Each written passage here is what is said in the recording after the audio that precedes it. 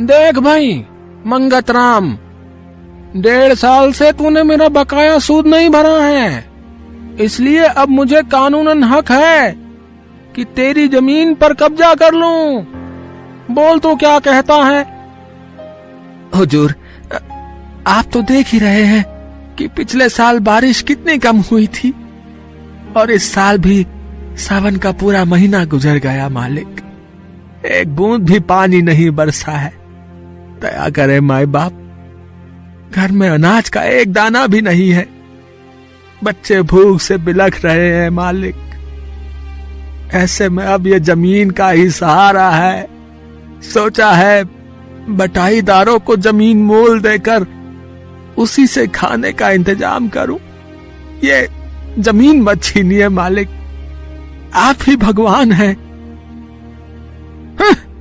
घोड़ा घास से दोस्ती करेगा तो खाएगा क्या? अगर ऐसे ही सबकी जमीन छोड़ता रहा तो मेरे भूखे मरने की नौबत आ जाएगी। मंगत राम वहां से निराश होकर लौट आया। आज उसकी बाप दादा की जमीन उससे छीन गई थी। चारों ओर हताशा थी। इसी हताशा में वो चला जा रहा था कि तभी उसे किसी ने पीछे से आवाज दी। मंगत ने पीछे मुड़कर देखा तो उसका दोस्त माधव खड़ा था। अरे कब से आवाज दिए जा रहा हूं, तू है कि सुनता ही नहीं है? क्या कहा महाजन ने? उसने और वक्त देने से इनकार कर दिया और मेरी जमीन पर कब्जा कर लिया है। और उस मुकदमे का क्या हुआ जो तुम्हारे और तुम्हारी चचेरी बुआ के बीच चल रहा था? कमबख्त लाखों की जमीन तो तुम्हारी होती, उस पर बुढ़िया कुंडली मारे बैठी है। मंगत और उसकी चचेरी बुआ के बीच कई सालों से उनकी पुश्तैनी जमीन जिसकी कीमत लाखों में थी, उसी को लेकर मुकदमा चल रहा था। इस जमीन को बचाने के लिए मंगत ने सारा जोर लगा दिया था, मगर बुआ भी काफी चालाक थी। उसने वकीलों को पैसे खिलाकर बेईमानी से ये मुकदमा जीत लिया था और सारी जमीन हथिया ली थी। क्या बताऊं भैया, उधर बुआ ने बेईमानी से मेरी पुश्तैनी जमीन हथिया ली।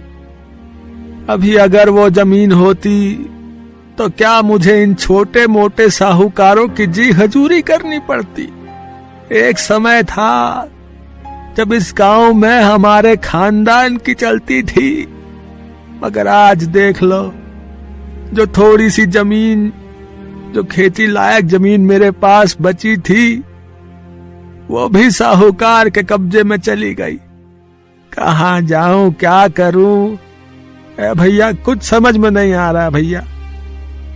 अरे देखो भैया, ऐसे आस नहीं छोड़ते हैं, ठीक है? ऐसा करो, तुम कलकत्ता चले जाओ, वहां मेरा भतीजा कन्हैया रहता है।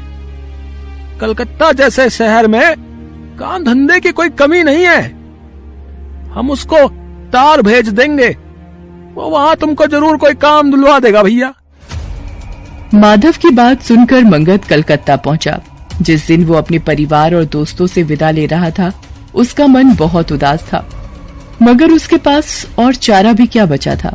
कलकत्ते में उसे माधव का भतीजा कन्हैया मिला। राम राम मंगत काका। राम राम बेटा, छोटे से थे जब तुम्हें देखा था, अब तो तुम बहुत बड़े हो गए हो। माधव चाचा का तार मिला था, मैंने आपके रहने का इंतजाम कर दिया है। आप चल कर के मेरे सेठ से मिल लेना, वो आपको काम दिला देंगे। आज आप आराम करिए चाचा जी, ठीक है? जुग जुग जियो बेटा। लेकिन काका, एक बात का ध्यान रखना, जहां मैंने तुम्हारे रहने का इंतजाम किया है ना, वहां का मकान मालिक बड़ा ही मक्खी चूस और दुष्ट है। हर महीने उसे टाइम पर किराया मिलना चाहिए। एक दिन की भी देरी हो तो आसमान सर पर उठा लेता है।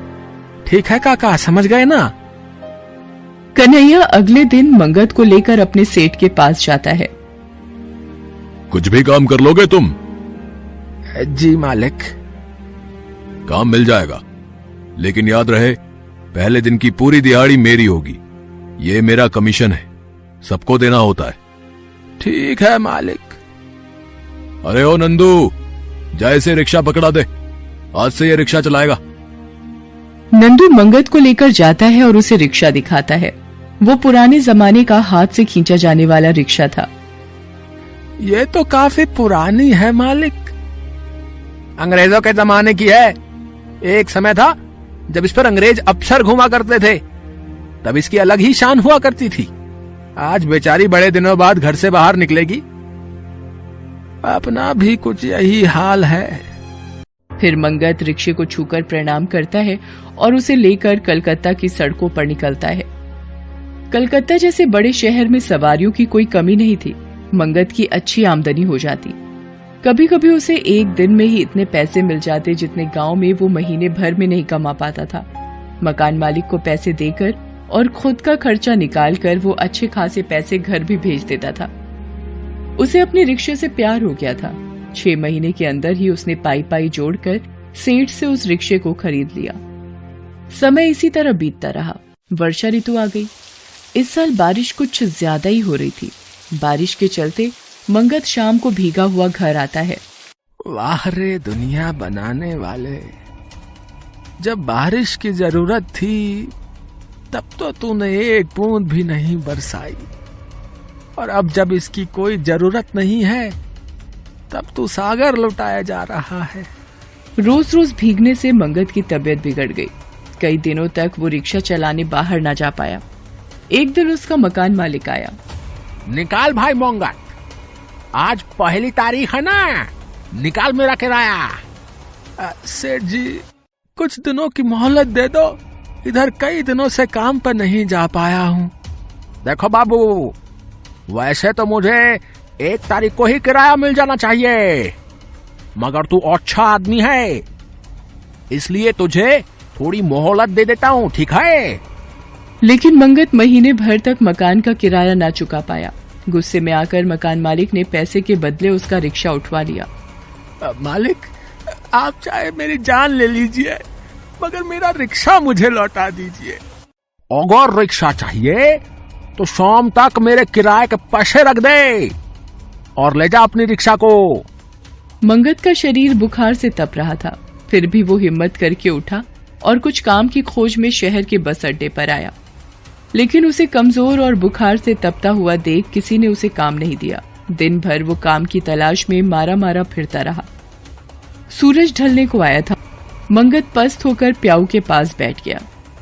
उसकी आंखों के आगे अंधेरा छा रहा था। तभी उसने देखा कि उसके गांव का दोस्त माधव और उसका भतीजा कन्हैया उसे खोजते हुए बस अड्डे आ गए हैं। अरे भैया, कहाँ चले गए थे तुम? सुबह के गांव से आए हुए हैं हम, और सुबह से ही तुमको खोज रहे हैं। क्या बात हुई भैया? अरे खुशखबरी लाए हैं, खुशखबरी। तुम्हारी तो अब जिंदगी बदल जाएगी भैया। तुम्हारी चचेरी बुआ का देहांत हो गया है। मरते टाइम उसको अपनी गलती का एहसास हो गया था। तुमसे माफी मांगकर तुम्हारी सारी जमीन लौटा दी है, देखो। अरे भैया, तुम तो लखपति हो। अरे नहीं नहीं भैया, करोड़पति। मंगत की आंखों में आंसू आ जाते हैं। अरे मंगत, ई तो बताओ कि सबसे पहले इन पैसों का क्या करोगे तुम? क्या करोगे बताओ? हम पहले अपनी रिक्शा छोड़ाएंगे भैया। बता, जब हमारे साथ कोई नहीं था तब यही रिक्शा थी जो हमारी और हमारे बच्चों के जीवन का आधार बनी थी। आज हमारी प्यारी रिक्शा को हमसे दूर कर दिया है। पहले हम उसको लेकर आएंगे भैया। अरे हमारी लक्ष्मी है वो, हम उसको अपने पुश्तैनी घर के सामने स्थापित करेंगे भैया, बता रहे। इसके बाद मंगत सबसे पहले अपना रिक्शा मकान मालिक के पैसे चुकाकर वापस लाता है और उसे गांव ले जाकर उसे अपनी हवेली के सामने स्थापित करता है। Thanks for watching.